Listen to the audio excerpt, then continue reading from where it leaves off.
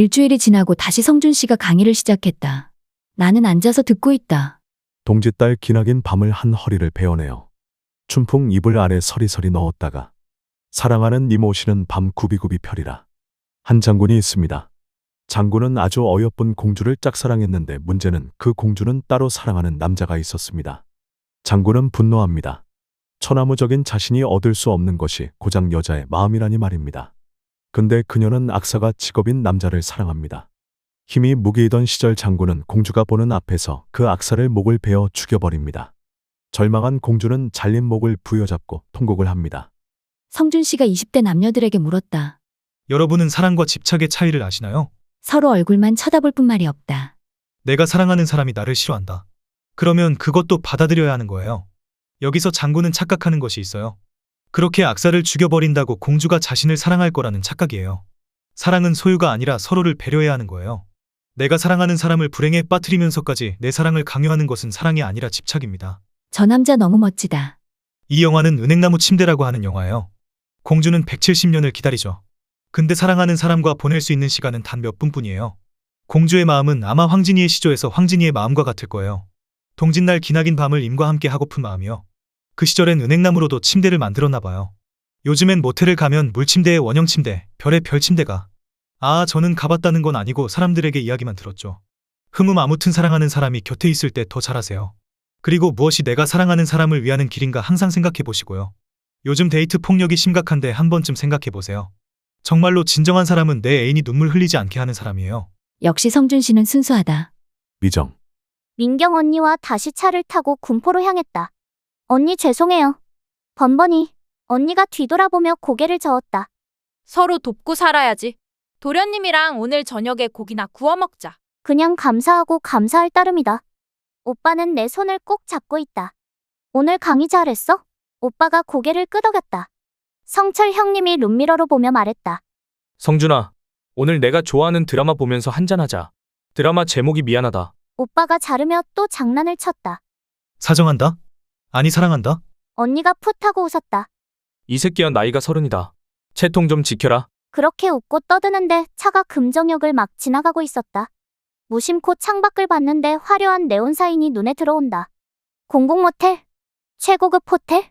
욕실 완비? 여긴 도대체 모텔이 몇 개야? 여기가 금정역 모텔촌이야. 오빠는 여기 가봤냐? 근데 갑자기 성철 형님의 목소리가 들렸다. 미정씨, 남자가 20대 때 모텔 한 번 안 가봤다면 그건 거짓말이죠. 나도 가봤고 성준이도 가봤습니다. 근데 여기가 집 근처라 그렇게 많이 가본 적은 없습니다. 네. 근데 오빠 대실과 숙박은 뭐가 다른 거야? 대실은 쉬었다 가는 거고 숙박은 하룻밤 자는 거고. 우리 오빠 잘하네. 또다시 성철 형님의 목소리가 들렸다. 미정씨, 저기를 보세요. 대실 2만 원, 숙박 4만 원이라고 쓰여 있잖아요. 안 가봐도 알 수 있죠? 네, 근데 오빠는 모텔 마지막으로 가본 게 언제냐? 그게 고무신이랑 97년도였나? 오빠 제대 언제 했지? 96년. 97년에 고무신을 다시 만났어? 이번엔 성철 형님이 버럭했다. 저 멍청한 놈. 그냥 솔직히 얘기해. 형수가 소개시켜준 여자랑 한두 번 갔었잖아. 그럴 수도 있지. 가만히 있던 민경 언니가 물었다. 근데 오빠는 그걸 어떻게 알았냐? 오빠가 대답했다. 지도 모텔 가다가 마주쳤었거든. 박수를 치며 웃었다. 그러자 성철 형님이 버럭했다. 내가 모텔에다 갖다 바친 돈 모으면 집을 샀겠다. 오빠가 어이가 없다는 듯이 대답했다. 집을 사? 그럼 형은 빌딩을 샀겠다. 언니가 한숨을 푹 쉬었다. 의리는 거기까지냐? 참 재밌어. 그러게요.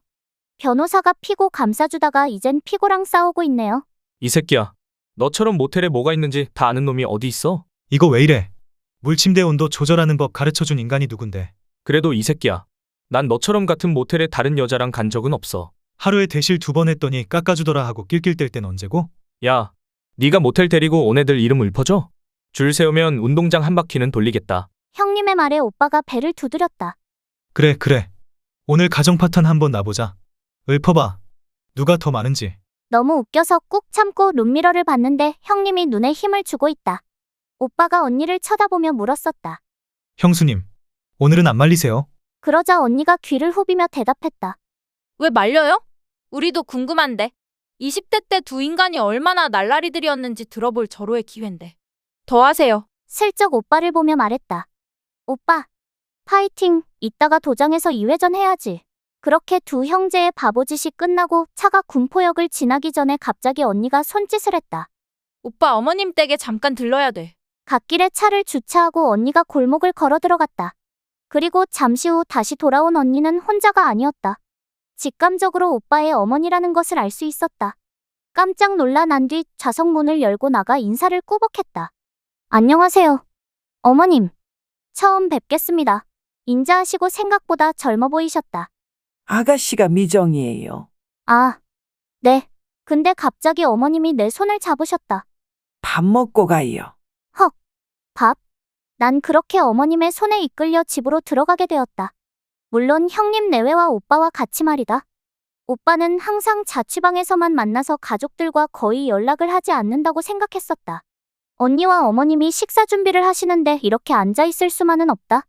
일어나서 주방으로 들어가려고 하는데 오빠가 내 손을 잡았다. 오늘은 손님이니까 그냥 앉아 있어요. 성철 형님의 말에 무한한 표정을 지으며 다시 자리에 앉았다.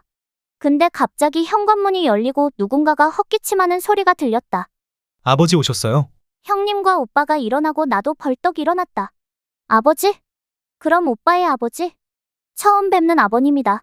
근데 아버님을 보는 순간 왠지 그냥 친근한 생각이 들었다. 형님은 오른쪽에서 오빠는 왼쪽에 서 있는데 얼핏 보면 그냥 형제들 같았다. 이게 누구요? 우리 집에 아리따운 아가씨가 다 있고. 아버님의 말에 오빠가 멋쩍은 표정을 지었다. 제가 미정이에요. 그 말에 갑자기 아버님 두 팔을 벌리며 다가오셨다. 어이구. 17대 1로도 이긴다는 그 유단자가 이 아가씨야. 뿌리칠 수도 없고 어떡하지. 초면에 너무했나 싶은지 아버님은 손을 내밀어 악수를 청하셨다. 그날 난 돈을 주고도 먹을 수 없는 음식들을 먹을 수 있었다. 구수한 어머님 표 된장찌개에 찐감자를 으깨어 양푼에 넣고 고추장과 참기름 그리고 된장 국물을 넣고 비벼 먹었다. 체면을 차리느라 조금 부족한 부분이 있었지만 너무 좋았다. 다음 날 유원지 도장. 아침에 일어나 세수를 하고 배가 고파서 냉장고를 열어보았다. 어머님이 싸주신 오이무침에 열무김치 그리고 어머님이 양념하신 고추장, 된장. 오! 행복하여라. 대접에 밥을 듬뿍 넣고 오이와 열무를 넣고 고추장을 믹스해서 열심히 비벼 마지막으로 참기름을 살짝 뿌려주었다. 그리고 한 수저 떠서 입에 넣었는데 행복감. 오르가즘. 만족감으로 하자. 아웅. 행복하여라. 관장님! 입에서 바삭바삭 씹히는 열무와 오이의 조합. 관장님! 고추장은 너무 맵지도 달지도 않고 딱. 관장님! 깜짝 놀라 뒤를 보았다. 김 사범이 고개를 숙이며 킥킥거리고 이 사범이 나를 부르고 있다. 풋! 내 입에선 비빔밥이 따발총처럼 튀어나갔다. 아니, 어떻게 그렇게 부르는 태도 안 들리세요? 또 스타일 구겼네. 성준의 현장 성준. 차가 없으니까 이렇게 힘들다. 새벽에 일어나는 것도 힘들지만 대중교통을 이용해서 출근하는 것도 쉬운 일은 아니다. 버스를 한 번 놓치면 지각하기가 일쑤였고 가는 시간보다 버스를 기다리는 시간이 더 문제이다. 그래도 열심히 살아야 한다. 우리 미정이가 없었다면 난 아직도 집에 가지 못하고 불효자로 살았을 것이다. 그나마 지금 밥값을 하고 돈을 벌게 해준 것도 미정이 덕분이다. 다음 정류장은 군포 초등학교입니다. 내리려고 일어나는데 문자가 왔다. 오빠. 어디야? 버스에서 내려 문자를 보냈다. 응, 퇴근하고 집 앞이야. 유원지로 좀 올래? 보고 싶다. 집 앞에 다 왔는데 귀찮기는 했지만 미정이가 오라는데 별 수 없지. 다시 맞은편으로 건너가서 버스를 탔다. 그나마 유원지까지 한 번에 가는 버스가 있어서 다행이다. 99번 버스를 타면서 운전사 아저씨에게 꾸벅 인사를 했다. 감사합니다. 아저씨도 내게 눈인사를 했다. 이 버스가 미정이와 나의 사랑의 다리이다. 그녀를 처음 만나서 사귈 때까지 수도 없이 이 버스를 타고 다녔다. 미정이가 초보 시절에 나를 안고 달래며 해준 말을 되새겼다. 오빠. 오늘을 잊지 마. 이 조막막한 자취방도 절대로 잊지 마. 그래, 난 아무것도 없는 맨 밑바닥에서 시작했다. 버스를 타고 다녀도 지금은 월급을 300만 원 가까이 받고 다니는 기사가 됐고 옆에는 예쁜 내 미정이가 있다. 나는 행복한 사람이다. 다음 정류장은 유원지 입구입니다. 99번 버스는 유원지 입구에서 서울 쪽으로 방향을 바꾼다. 그래서 모퉁이에서 내려 유원지로 들어간다. 5분 정도 걸어가면 마트가 있고 2층에 사랑하는 그녀가 있다. 근데 마트 앞에 도장 봉고차가 아닌 카니발 새 차가 주차되어 있다. 임신원버에 아주 깨끗하고 그야말로 따끈따끈한 새 차다. 누가 탈지 부럽다. 근데 갑자기 카니발의 운전석 문이 열리고 누군가가 내렸다. 짜잔. 내린 사람은 미정이었다. 그녀가 꼭 레이싱걸처럼 차에 기대며 포즈를 취했다. 마정아, 뭐야? 뭐긴. 오빠와 내가 타고 다닐 차야. 그냥 입을 저억 벌리고 쳐다봤다. 뭐지? 도대체 이 여자 뭐지? 근데 미정이가 차 키를 흔들며 말했다. 너무 좋아할 건 없어. 오빠가 차가 없으니까 내가 불편하잖아. 부려먹어야 되는데 내가 뭘 했지? 나는 꽃뱀이라고 평생 돈 벌어다 나한테 바치라고.